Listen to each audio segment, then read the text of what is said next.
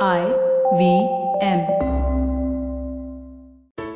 The Cred store has me hooked. Specially curated products from over 250 brands and the use of Cred coins to avail exclusive offers and deals across categories like food and beverages, electronics or home decor, etc. That means if you're buying electronics or home decor, it's a discount city. So don't miss out. Download the Cred app now. Folks, welcome to Paisa Vaisa, brought to you by Cred, the most rewarding credit card bill payments app. I'm your host Anupam Gupta, B50 on Twitter, and this is a really special episode. I'll tell you why. A hot topic, really hot topic. Wherever you go, social media or with your friends, family, whenever there's conversation happening, you can't even miss it probably on the IPL that you're watching. A topic that we all believe in very strongly, and that is financial literacy. And for that, and all of us now believe that financial literacy needs to start really young when we are children. So many conversations about we wish we were taught this when we were young. We wish that schools taught about money, etc., etc. And my guests today are doing exactly that. Sachin Ravi, Raghav Chakravarti, founders of Q-Shala. Sachin, Raghav, welcome to Paisa Vaisa. Thank you so much, guys, for doing this for our listeners. Thank you, Anupam. Thank you so much for having us over. Thank you, Anupam. Very happy to be part of that podcast. What is the deal with Walnut? You guys are wearing t-shirts that say Walnut, but your company's, whatever you call it, is called Q-Shala, the app or the service. What's the deal out here? Tell me about that. Maybe some background. Got it. So Anupam, Raghav and me happen to be lawyers by training and by education. But one consistent theme for us in school and in college has been quizzing. So we used to be ardent quizzers in school and college. And in college, we wanted to start conducting quizzes for school children and also to conduct a program around quiz questions and questions as a means of engaging with children. And because we got a lot of benefits out of quizzing, Raghav and myself, while we were in school and college. And to start that company, we decided, okay, let's think of a name. And we were thinking of a variety of names that Raghav and me were kind of positing. And Apple was, of course, one inspiration, where this is a company that's making mobile phones and things that has nothing to do with the fruit per se. So we thought, can we choose a name that goes beyond just the specific offering that we have? And Walnut was a name that we chose because the brain cracking a question and all of that plays very beautifully into a walnut as well. And that's why we chose Walnut. And the offering that we had, which is to work with school children and have classes for them, we used to call it Quiz-Shala back in the day. A school of questions really was the idea. But over the course of time, what ended up happening with our product or the evolution was that we started building a variety of other skills while quizzing was happening as well. So that's why Quiz-Shala became Q-Shala, where the Q can stand for quizzing, but it can be a quest or a quest of curiosity with a Q, really. That's really how it started. And quizzing is really hot. People are passionate about quizzing. I know that I think Bangalore has quizzing clubs, Bombay has quizzing clubs. A lot of the early folks that I knew from my blogging days were like real big quizzes. How's the scene on quizzing right now? It's still quite active. You guys are in Bangalore, right? Yeah. So it was very active, but of course, with the COVID, there's lots of them that have gone online. And a lot of online quizzing has been happening. Local quiz clubs such as Karnataka Quiz Association, Bombay Quiz Club, all of these organizations have been organizing these online quizzes. In fact, we've been also organizing a very fun family quiz for families together. And we have a community of over 23,000 families that have come together in the last 1 year. So yes, quizzing still survives through the new age online live quizzing formats.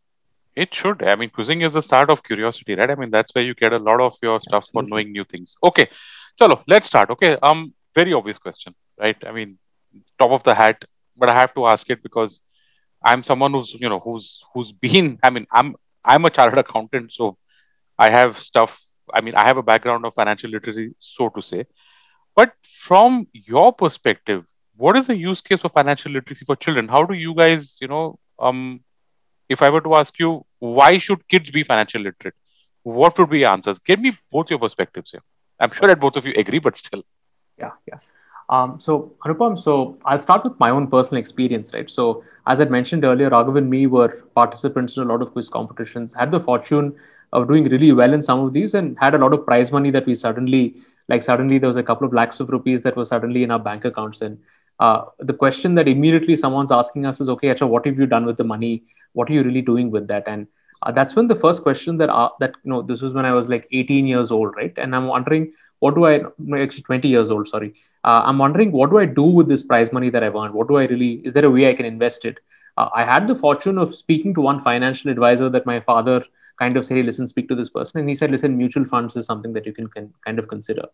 So now what we're really trying to go for is a lot of these practical questions that that we face in life, right? Like, we study about compound interest, we study about income taxes, a sum that we do in our 10th grade exam. But when it comes down to getting a job and then finding out what do you really do, I'm running around and finding out, okay, what are the exemptions that I have available, what are the kind of things I need to do before the 31st of March. So all of these practical experiences, really, that children, that we as adults quickly, very suddenly, when we're thrown into the world of adulthood, that we're asked to deal with. The question that we have tried to grapple with and ask is, how can you start introducing these concepts in a practical manner with more context for school children that they're able to relate to? Very, very historically, when I study compound interest as a concept and as a sum, I'm not even thinking of how it's really going to be applicable to me in a contextual real life scenario, right? And context, I think, is what's really key and missing. So that's really what we're coming from, and we're kind of building these skills and why we think it's important for children to know this. So just to add to that, Anupam, Sachin at least had a financial advisor, but I didn't have one. Interestingly, we were the national champions of this famous college quiz called the Tata Quiz, and the money that we won there, in fact, I had the seed money to start Walnut when right after college, etc. But what, I just put it into an FD. I did not claim TDS, which I could have claimed. There's so many things that I wish I could have, with a little bit. So almost like every muscle that we build, I think having a financial prudent decision-making muscle is also a very important thing.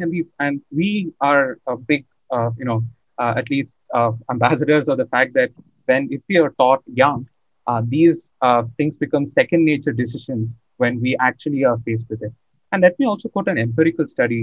In the US, there was a study that was done across states in America where certain states where financial education was made compulsory, and those states versus states where financial education was not made compulsory, the credit scores of, when these children actually went ahead, graduated, and started earning, their credit scores of states where it was made compulsory was much better than the credit scores. So we think that there is a lot of correlation for this in terms of financial independence, inclusion, and truly financial security, right? Like, and that really is one of the things that all of us are working on. So yeah, so we are strong proponents of the fact that learning it early really helps.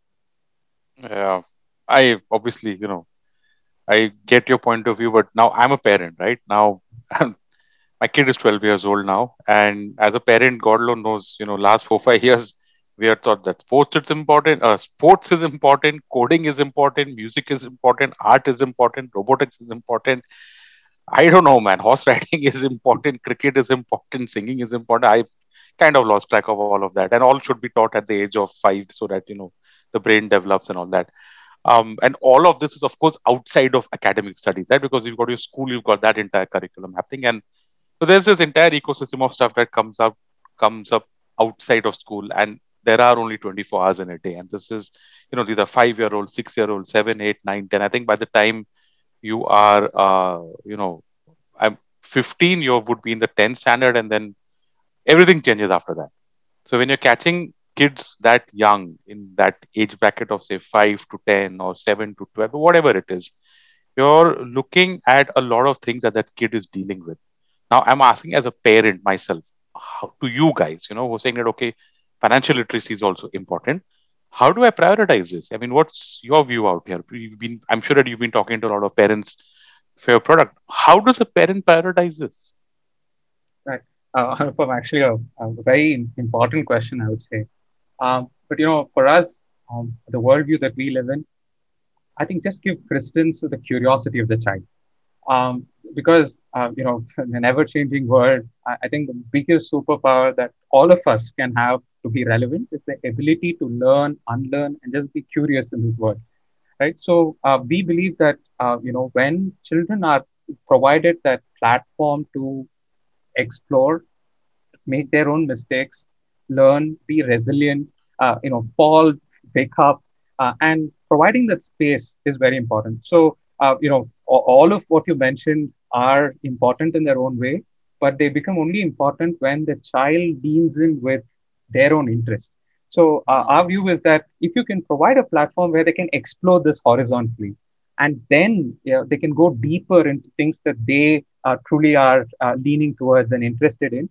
It's almost like Bhagavad Gita saying that you allow your nature to take you to what you truly are interested in, and I think curiosity at that level really plays a part.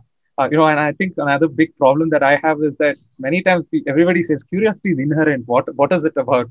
But I have come to realize that many times as we grow, our curiosity gets shut down many times. We stop asking that question that's niggling, etc. But having that courage and building that mindset to question one's own self and other perspectives is, I think, a very important thing. And we think that once they get that ability to explore these and then go deeper, basis their interest, one way of being able to prioritize, so that you don't prioritize the child's curiosity and innate interest, help them to prioritize it. Yeah. So that's one view. Uh, yeah. Well, one perspective, Anupam, I'll just add, right? Because the next thing that immediately comes from parents have asked us this, Sachin, how many children are actually coming up and saying, I want to learn financial literacy, right? So what we have realized is hook them onto something that they really like in the format and engagement and style that they have a buy-in for. And the parent also believes, Acha, my child is actually liking this entire engagement. And in the course of offerings, bring in things like emotional, social emotional learning, financial literacy, and all the kinds of things that are the soft things that very rarely kind of get addressed directly, right? And we have believed that when you have that kind of horizontal spread and you focus on the things that they really like first and then bring in the other elements as well. And of course, over a period of time, this can't happen like, in 1 month. This can take a year or even more than a year, right? Because these are skills and habits that we're ultimately looking to build. So that's really our kind of honest answers that we've shared with parents at any point in time. Because if the child doesn't like it, nothing really is going to make it happen afterwards. I mean, it just leads me to my next question, right? In your opinion, what are the core skills in financial literacy? And then see, you guys are starting with kids who are like 5, 6, 7 years old and more than that. Now, I don't know. I mean, first of all, I haven't met a whole bunch of whatever 10-year-olds or 12-year-olds. First, that sampling bias, as it's called. But I don't see too many of 8, 10, 12-year-old saying, I want to become a fund manager when I grow up, or I want to become an economist when I grow up. What are the skills we're talking about out here that you start with? What are the skills that you're looking for? Because, different at different ages, different things need different skills. Like, it might be creativity or it might be something else. So in your opinion, what do you think are the core skills in financial literacy? If at all there is something as core skills in financial literacy. Right. So Anupam, the way we've at least structured our courses from 5th grade onward, like at least ages 5 extra, is firstly to just allow children to introduce them to money in the things that they like, right? Like from Richie Rich to Uncle Scrooge to Monopoly to things like that, right? And what is behind their currency notes? Just get them curious about these things. The second thing is home, right? Almost the origin of economics comes from home management, right? So children are seeing their parents paying bills, so we have activities where the children get to understand their electricity bill and like small things in their home itself, right? After that, their relationship with money in terms of, saving, spending, and sharing. So we have these 3 S's that we kind of always reiterate for children and, first save, then spend, and then share. And we get them to have an activity where they piggy banks and like things like that. So that is the second aspect of, introducing them. And the third, and when they've really grown up into 4th and 5th and above grades, is when basics of banking and financial system. And these are things that we kind of introduce. Budgeting, they do a budget for their birthday party, the houses and things like that. So those are some of and they become very conscious of these things. In fact, from the sharing perspective, we are actually doing a summer camp now where one of the projects that they do is to raise money for supporting migrant children. So they become empathetic, they understand the value of money. So that's one more thing that we really want them to build, right? Understanding the value of money, the position of privilege, and what value that you can create out of it. And the last stage, and when they've grown up a little and their 8th and 9th, etc., is when we bring them to different investment decisions, right? From what is real estate, what is bank, investing in a normal FD to stocks, And then a small module on cryptocurrency, since now it's such a Ah, stage. And no, but also to introduce them and yeah, allow yeah. them to make a decision of, hey, this is what it is, etc. Because they are very curious. They're hearing their uncles, brothers, sisters, or someone talking about it. But really, satiating their curiosity that way, but truly to just be facilitators in that journey. So Yeah. that's broadly how we have structured our. I think then that I think is. Oh, but a last thing, right? And call all this the temperament of skills. So one of the things is delaying gratification or understanding the value of wants and needs, power of compounding and patience, right? And what are the small biases that really, your mind is the easiest thing to fool. So are you getting into the bias? Are you investing because your friend is investing? Are you truly understood this? So Nice. just asking these basic questions. So that's one of the base foundational kind of temperamental things that we want to build through the core skills framework. Yeah, I kind of almost expected you to say that maybe you'll get someone to make a drawing and make a NFT out of that, or oh, things are hot these days. Okay, guys, let's just take a break out here because we've established the what's called the use case out here, and I like the fact that you're starting young and that we're talking about curiosity here more than financial literacy and using that as a springboard to going further. Folks, don't go anywhere. We'll be right back. My guest, Sachin Ravi, Raghav Chakravarti, founders at Qshala. On the other side of this break, we're going to come back and talk exactly about what Qshala does, its product, app, courses, pricing, etc.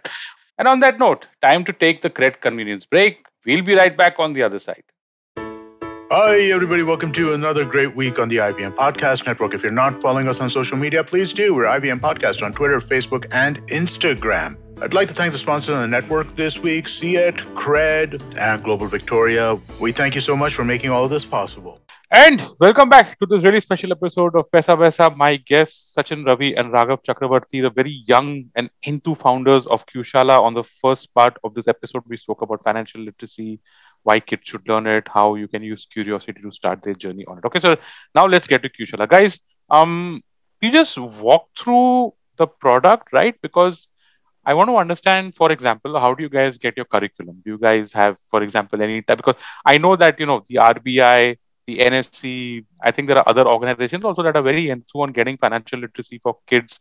I'm not really sure, but I think the ICAC or certain boards of education also have a bit of that in the curriculum. So how is it that you guys operate? Where do you get your curriculum from? Do you have any affiliations, any tie-ups? And how do what's your product like? Is it via an app, a website? How does the whole thing work? Let's get into the product now. Correct. I think there are two parts here. So one, I think in terms of the curriculum, Raghav, you want to take that, and then I'll talk about the product in terms of how a parent kind of navigates through our experience.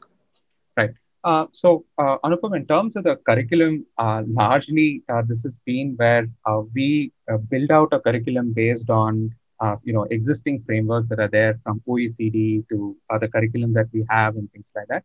But we also have like a student advisory board and a panel of experts we run the curriculum by. And after that, see, the experience is truly what matters. So we do a lot of iteration. We get some very candid feedback from our children. This is working, not working, and that's the process of how we've come up with many of our curiosity-based learning experiences. And yeah, that's largely it, and it gets reviewed twice, and it's an ongoing reviewing process. We also have a layer of dynamic content that really plays into it, right? Where the hottest topic is also brought into the Qshala course through questions and stories. So that's that one layer which plays into all of our Qshala courses. We follow a framework where bring context. So the child must have heard, felt, seen it in some way through its five senses, right? And then we build the curiosity comes through when they are questioned or when there is a gamification aspect or an activity where they get to collaborate and ask questions and all of that. And that ultimately getting them to self-reflect and build clarity to some extent. So that's broadly how most of our courses are designed. Sparking curiosity and self-reflection are at a very important part of our learning program. So that's some bit of a sliver of how our curriculum is designed. Got it. Sachin, yeah, and Anupam, so think of Qshala really in one line. Think of it as the inverse of school. Yeah, all the kind of skills that we wish that we were taught So on a platter that's available on a qshala.com platform that we have. So if you're a parent anywhere in the world, really, logging on to qshala.com, you have access to a lot of things on the free tier and a lot of it on the paid tier, right? So on the free tier, you have what Raghav mentioned earlier, which is the family quiz. It's what we'd like to believe, and that's what parents have called us, that this is this generation's Bonita quiz contest. On Sunday mornings, families used to sit back in the day in front of a TV screen. Now they're participating in this quiz every Sunday. And that's been a great way for us to kind of really experientially tell a parent and child what is it that we really stand for. So you have the family quizzes, you have a lot of free quizzes that you can participate on the platform. And after that, you then make a decision to buy a certain course. You can choose to buy one course, many, or like a year-long subscription that a lot of parents have decided to sign up for. And they have multiple kind of skills that get built over a course of time. So a parent can really make the decision after they spend some time in our family quizzes, our free quizzes, and then they go ahead and sign up for the courses. That's really the kind of experience that we have on our qshala.com platform. At this moment in time, it's a mix of live online classes where we have one is to many kind of scenario where there is one of our learning coaches or facilitators who's engaging with anywhere between 10 to 15 children from different parts of the country, in fact, sometimes from the world as well.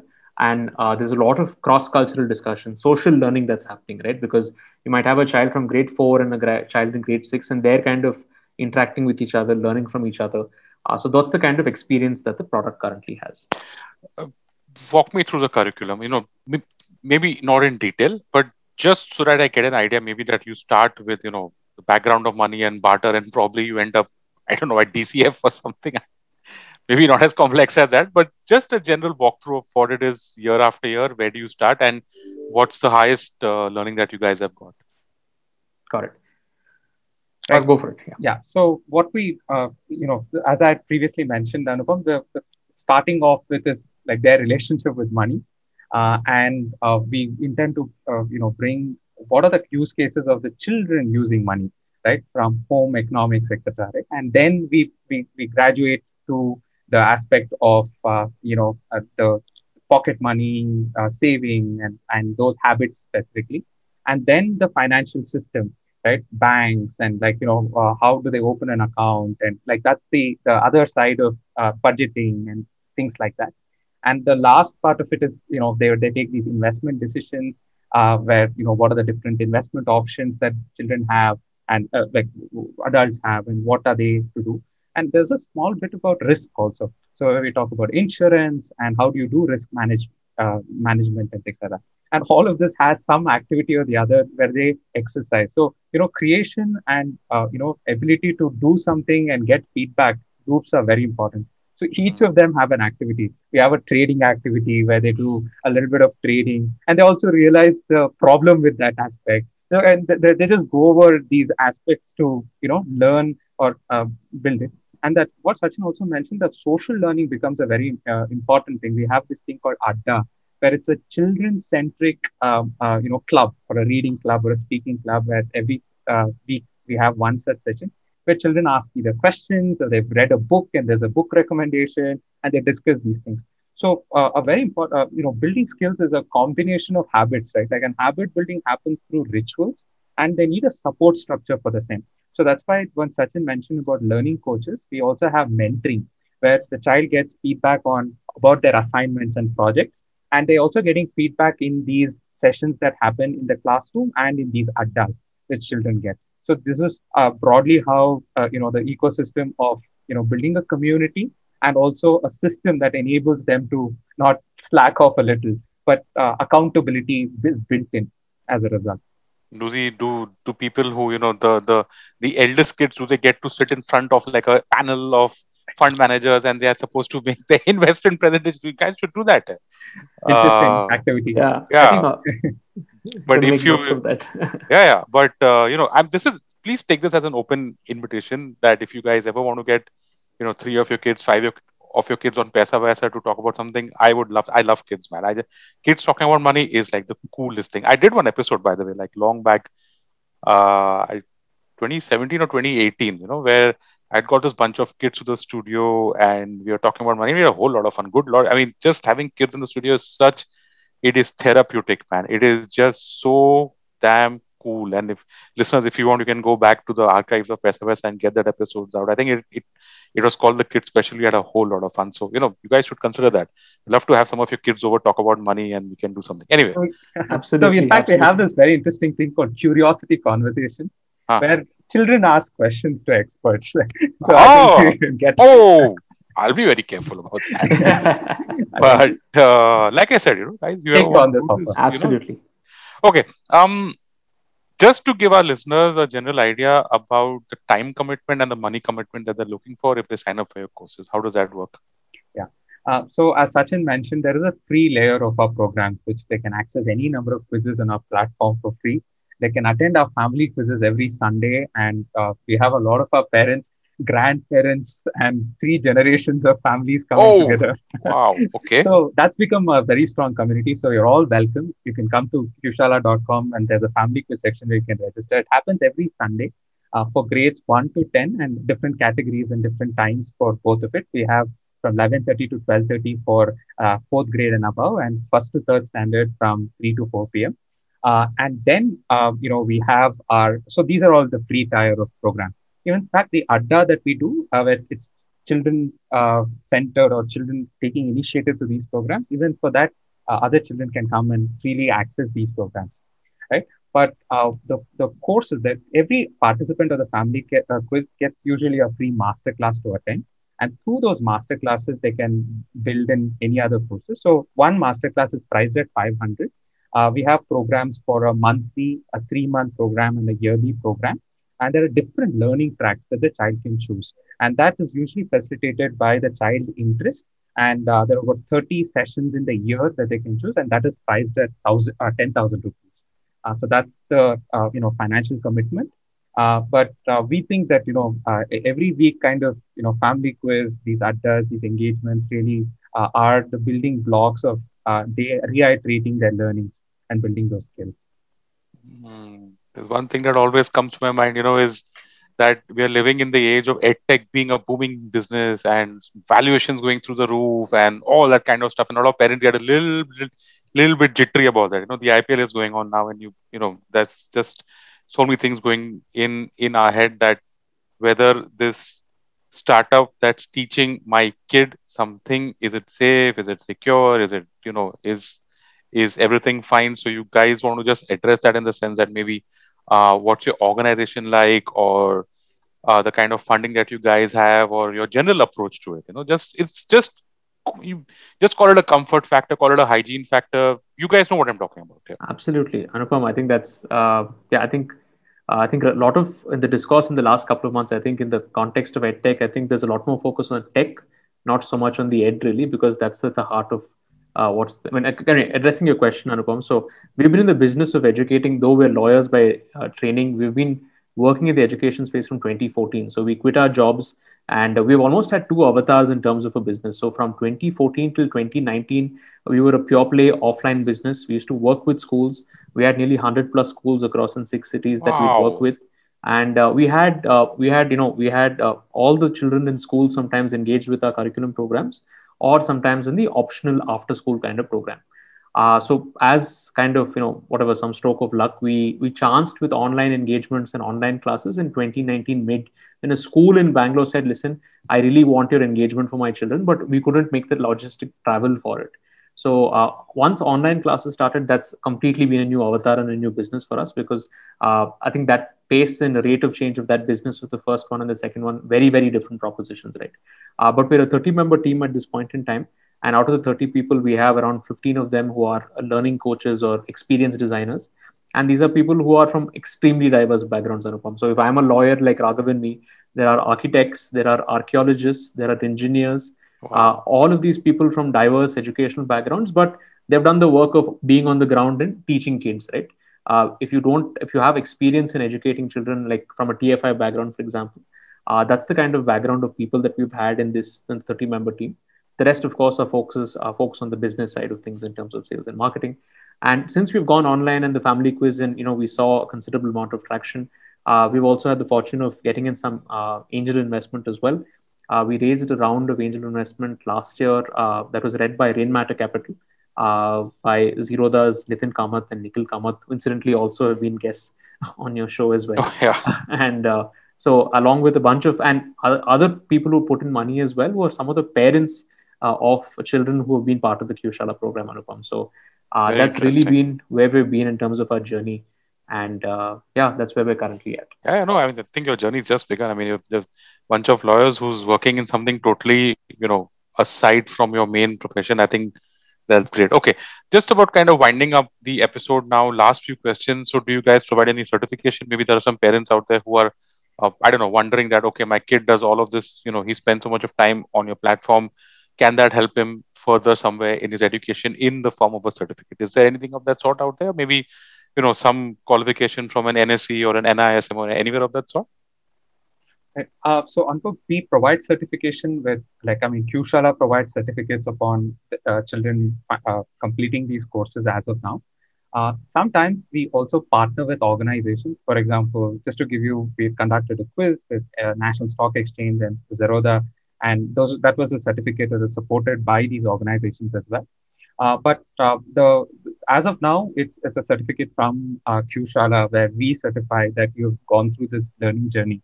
And that's been the case right now. Yeah. And just another perspective, Anupam, that a lot of these things, especially since it's on the soft skill side of it, a lot of questions parents ask us, okay, what has my child done? What has my child learned? So our emphasis on this is outcome on showcaseability, right? So a certain thing that is built, a project that's committed to by the child and built, and at whatever level of the kind of involvement the child and the parent have had, that's really what we over-index on in the program as well. Because a lot of these skills, it isn't like tomorrow morning my child or your child is going to suddenly feel like, acha, my child has become financially literate, right? It's over a course of time that these things happen, and to tangibly show for these through outcomes and exercises and projects is what also is a strong focus along with the certifications that we kind of provide to children. Nice. Any weird questions that you guys get from parents? Parents can be a super obsessive lot, and God save you if you get some, fund manager or analyst as a parent and you want his kid to learn about financial literacy. Anything off the, anything out here? Anupam, actually, some interesting insights after we did the National Finance Quiz with Zerodha and with the National Stock Exchange, right? So, in fact, we had winners from Tier 2 cities, where a lot of these children, in fact, the winner was from Madurai.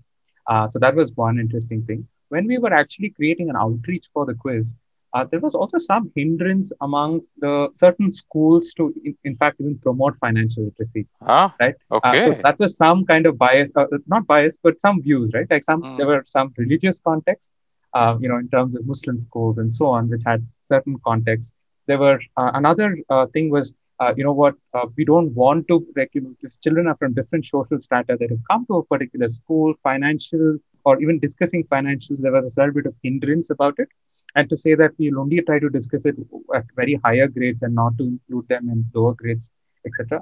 And another thing was we had one girl champion of the quiz who came to the quiz, but that also showed us that gender diversity in terms of financial literacy is another aspect that really needs to be brought in even more, because we all know that many times women are much more they manage risk much better.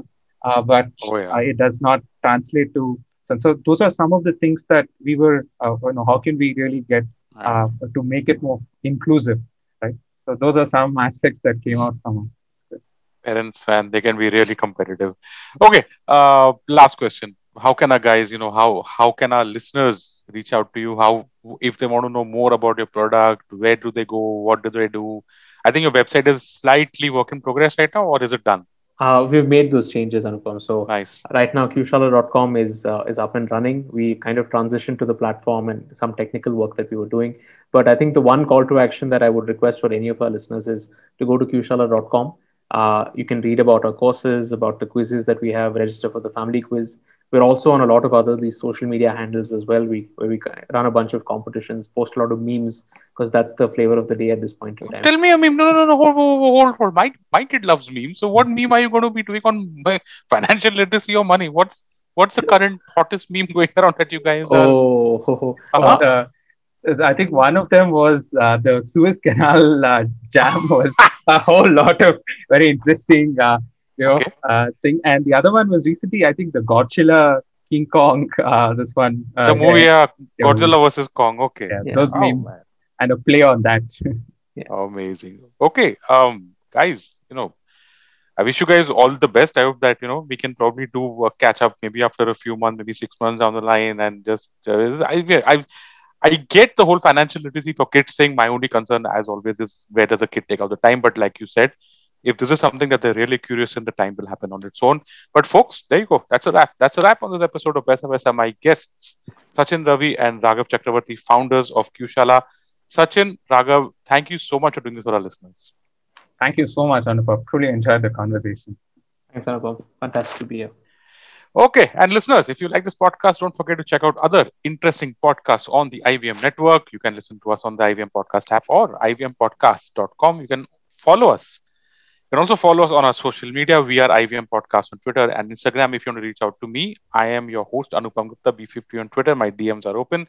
Thank you, folks, for listening to Paisa Vaisa, brought to you by Cred, the most rewarding credit card bill payments app.